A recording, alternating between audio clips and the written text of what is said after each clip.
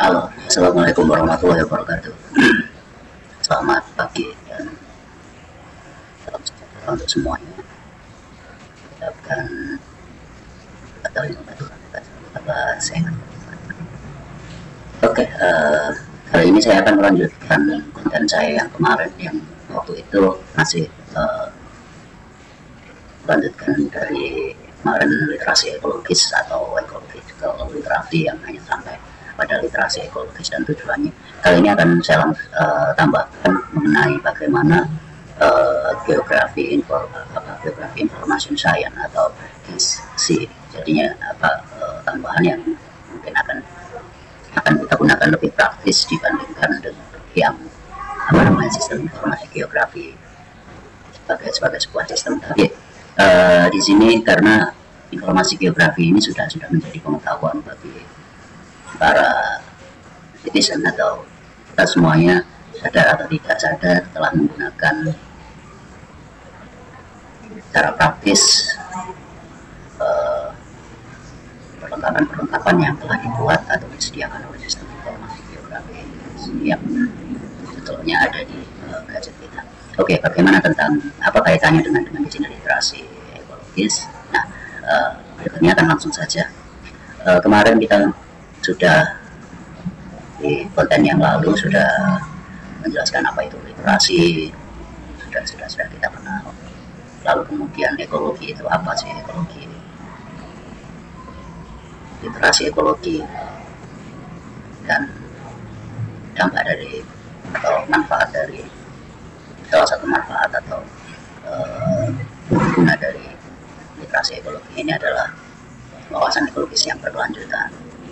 Oke, nah sekarang akan saya tambahkan mengenai bagaimana perbedaan antara sistem informasi geografi dan sains informasi geografi. Jadi geografi information system dan geografi information science. Oke, nah di sini dapat dilihat di layar berikut ini bahwasanya sistem informasi geografi adalah informasi geografis yang kompleks dan membuat segalanya terhubung dalam satu rangkaian. Informasi geografi tersebut terhubung, biasanya juga terhubung dengan internet, lalu kemudian ini berkaitan dengan bagaimana menyusun atau membuatnya, lalu kemudian software dan berbagai hal-hal teknis yang berkaitan dengan informasi geografi yang bisa nanti peta digital, dan ya segala macam untuk menyusun bagaimana menyusun informasi geografi secara sistematis di sini dalam sistem informasi geografi. Nah, sementara berikutnya pada tingkatan lebih lanjut, maksudnya justru di tingkat lebih lanjut ini adalah di tangan pengguna yang awam, yang tidak terlalu mereka bukan para ahli pemetaan, mereka bukan para ahli bukan ahli IT dan lain sebagainya. Tapi di sini sains informasi geografi di sini adalah bagaimana informasi geografi tersebut digunakan. Jadi di sini bisa dilihat bahwa GISC atau sains informasi geografi ini tidak mempelajari bagaimana menangkap output atau sistem informasi geografi yang sudah jadi tersebut, lalu kemudian mengcapture atau mengambil salah satu, kemudian merepresentasikan, lalu kemudian ada proses bagaimana menganalisisnya dengan melihat output tersebut. Jadi di situ kita langsung menemukan informasi geografi itu dengan langsung dari tangan kita. Dan di sini di sini sebetulnya dikontraskan atau dibedakan dengan sistem informasi geografi yang lebih mengacu pada software dan peralatan. Kemudian sains informasi geografi ini dulu pada awalnya pada tahun 90-an memang dikembangkan oleh Michael Goodell. Di sini orang Inggris, orang keluarga Inggris yang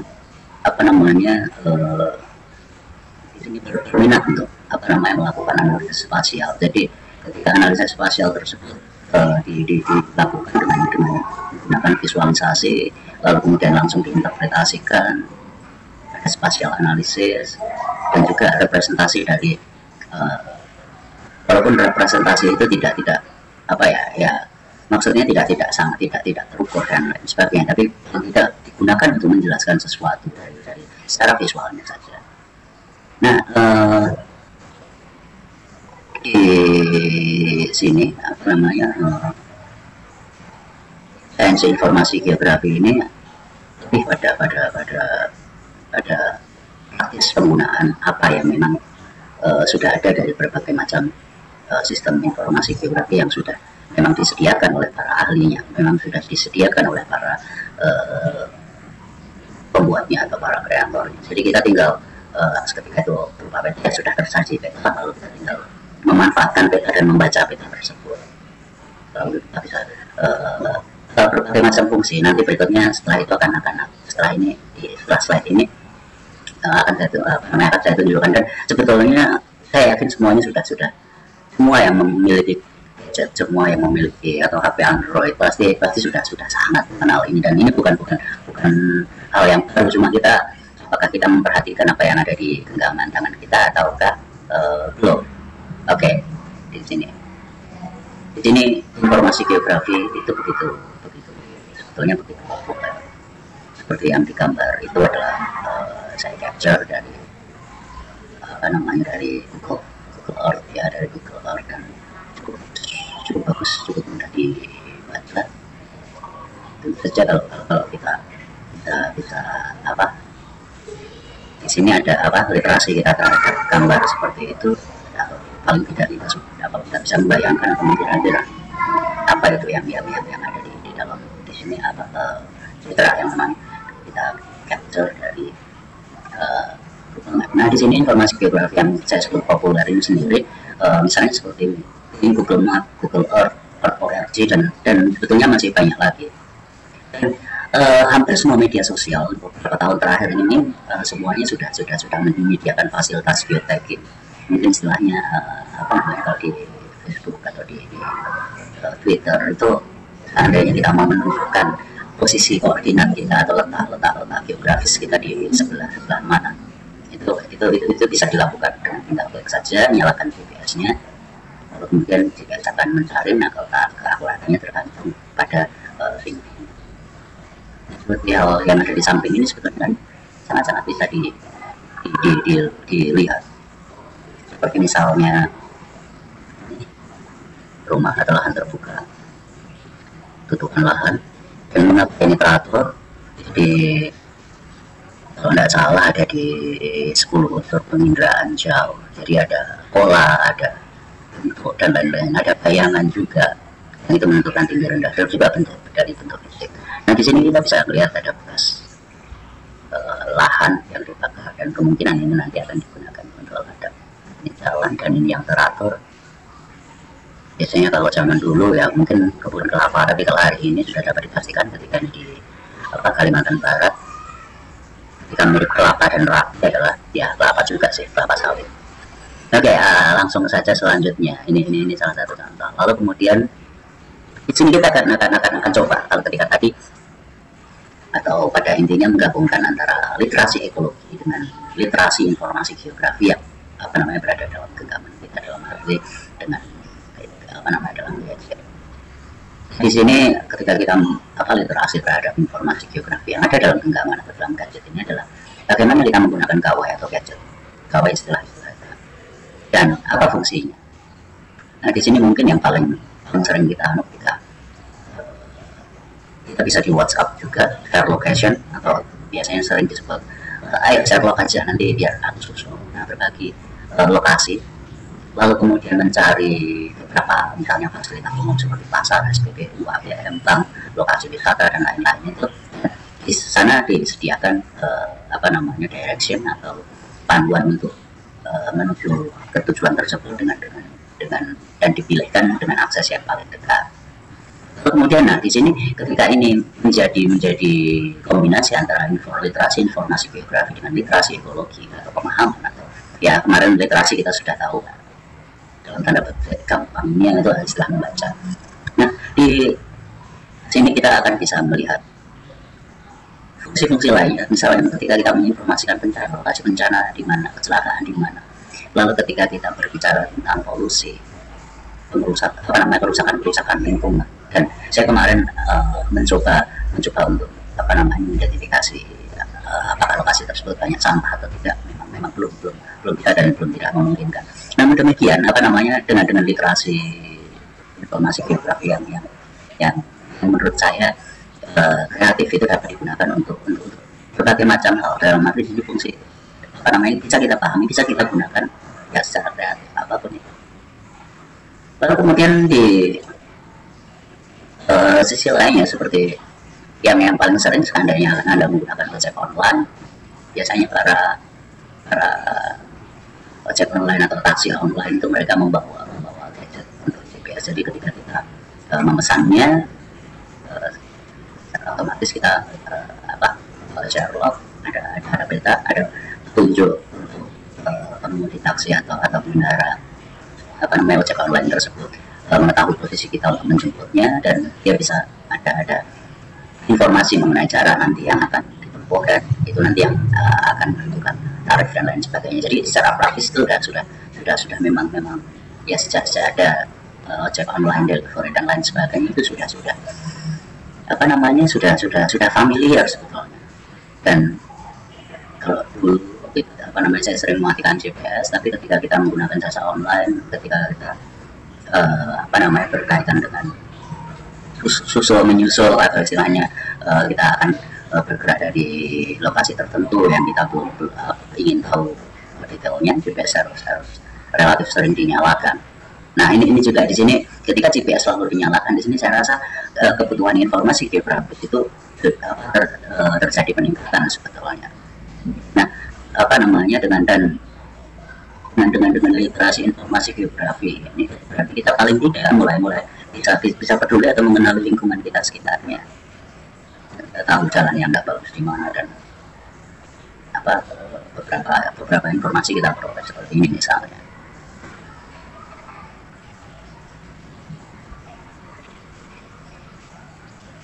Nah, bisa mengetahui keadaan sekitar kita dalam layar gawai. Yang sekitar kita seperti apa sih kalau dari atas bisa kita lihat. Kita mau lihat berdasarkan topografinya, seperti gambar yang ini misalnya. Lalu kemudian kita bisa melihat kota Pontianak yang padat antara Sungai Kapuas, sangat padat, dan ada keterangan lokasinya, atributnya. Dan informasi ini banyak digunakan oleh masyarakat seperti tadi dengan berbagai macam kepentingan.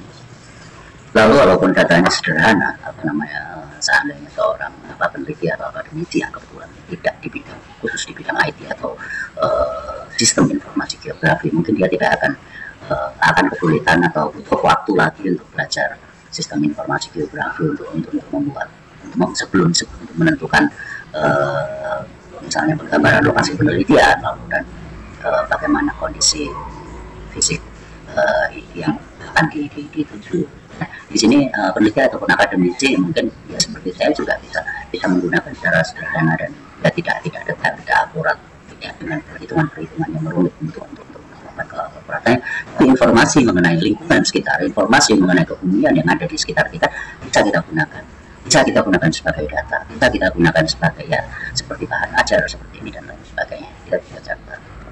Nah, bagaimana ketika kita bisa berbagi informasi geografi di sini? Berbagi informasi geografi dalam arti kita berbagi tempat. Maksudnya berbagi dalam arti kita memberitahukan bagaimana kondisi di tempat kita. Saya sedang melakukan apa? Saya ada di mana? Atau menunjukkan sesuatu. Ada di sini loh. Kalau mau nyusul silakan. Tinggal ikuti saja direction. Bisa mengabarkan kondisi lokasi yang ada di tempat kita. Kemudian ya di sini berbagai informasi dalam arti komunikasi, pemesanan jasa, transportasi, seperti transportasi online tadi dapat digunakan untuk menyebarkan informasi misalnya mengenai bencana, mengenai kerusakan lingkungan, dan ya bagi saya masih ada terapan kreatif lainnya. Nah, seperti gambar di sebelah ini, di dalam sini. Ini waktu di itu kabut asap di sekitar Riau dan Kalimantan. Kalau tidak salah sekitar tahun 2015, satu tahun, beberapa tahun yang lalu, dan itu waktu itu 3 hari memang gelap. Nah, di sini kita bisa menemukan informasi tentang keadaan daerah-daerah ini, seperti misalnya di Pontianak, lalu kemudian ini kurang lebih di Sanggau, yang ini kurang lebih di daerah Ketapang, di Kalimantan, antara Kalimantan Tengah, Kalimantan Timur. Dan warna ini menunjukkan, yang putih ini menunjukkan asap, sementara kalau untuk dari warna ini menunjukkan warna ungu merah ini menunjukkan temperatur atau kekentalan atau apa namanya. Ya, di sini nanti ada, kalau dalam aplikasi ini ada pilihan, kita mau melihat apa namanya, asap sulfat ya, atau SO4-nya, atau kita melihat CO-nya, O2, dan ini nanti sudah akan tingkatannya akan muncul di sini. Jadi kita akan tahu bagaimana kondisi kita saat ini ketika cuaca gelap, kenapa seperti ini. Nah, kita bisa melihat posisi kita dan keadaan udara di sekitar kita. Jadi ternyata polusinya sangat ketat seperti ini. Lalu kemudian titik api ini juga selain temperatur juga ada kita set. Makanya selain kebakaran hutan juga mungkin aktivitas gunung berapi dan lain sebagainya. Dan di sini juga yang garis-garis putih ini pada saat kita online dengan menggunakan itu, ini adalah arah angin itu berbanding lurus dengan arus laut, kuat tidaknya arus laut, dan ini kecepatannya relatif cepat. Jadinya kalau memang kecepatannya kuat, berarti ada kemungkinan badai dan lain sebagainya. Beberapa yang ada yang berbentuk anginnya berbentuk pusaran. Oke, selanjutnya ini tentang ketika bencana atau kondisi-kondisi yang tidak bagus, tidak baik, tidak mau berkabar dan lain sebagainya. Oke, selanjutnya tentang ini. Oke, referensinya saja ya sampai ini. Jadi akhir adalah dengan literasi informasi geografi ini, maka literasi ekologis kita akan kemungkinan, seandainya kita memanfaatkan atau kita memiliki kepedulian terhadap lingkungan sekitarnya, baik itu bencana, baik itu apakah bumi kita sudah rusak atau belum, atau ada beberapa mungkin ada beberapa hal lainnya, tapi gambar yang di sini tidak saya tunjukkan atau malah belum masuk ya di sini. Oke, saya rasa itu dulu, karena ini juga untuk berlatih atau ya persiapan untuk yang rencananya benar nanti. Mungkin ini juga selain ya untuk yang merasa ingin mengetahui tentang ini walaupun sedikit, itu silahkan, dan paling tidak ini untuk menunjukkan ke beberapa teman apakah tema yang seperti ini nanti yang akan saya bawakan pada sekitar tanggal 14 September kalau nggak salah. Nanti saya kabar untuk teman-teman di Facebook dan para pemerhati ilmu geografi dalam batas-batas yang tak terbatas, karena saya menyajikan ini untuk semua, untuk yang hanya yang berurusan dengan kondisi atau informasi geografi, tapi siapapun yang memang tertarik dengan ini boleh memperhatikan, dan itu yang saya harapkan, terutama ketika like, subscribe, dari YouTube saya ini. Oke, terima kasih untuk semuanya. Saya ucapkan assalamualaikum warahmatullahi wabarakatuh, dan saya ucapkan adalah kalimat curang minta satu ke bahasa